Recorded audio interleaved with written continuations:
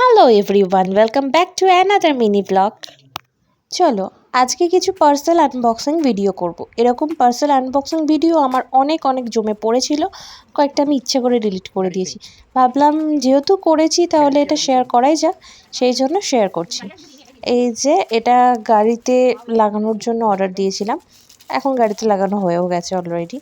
এটা আমার খুব পছন্দ হয়েছে, ইভি লাইটটা খুব ভালো হয়েছে। চলো আর একটা খুলে ফেলি। ও, এটা হচ্ছে ওয়াশরুমের সামনে রাখার জন্য এই পাপোশটা অর্ডার দিয়েছিলাম। এটা দিওয়ালির সময়, মানে তার আগেকার ভিডিও, স্বরাজের বার্থডের সময়। তো এটা তো দেখেই নিয়েছো তোমরা, দিওয়ালির ভিডিওতে লাগিয়েছিলাম প্রদীপটা। আর এটা এবার নেক্সট খুলছি। এটা কি আছে আমার নিজেরও মনে নেই এখন ভিডিওটা দেখতে দেখতে বলবো তোমাদেরকে। ও আচ্ছা, এটা হচ্ছে ওয়াশরুমের ভেতরে রাখার জন্য আর বেসিনের সামনে রাখার জন্য কিছু জিনিসপত্র। আর এটা হচ্ছে ঠাকুরের জিনিসপত্র রাখার জন্য,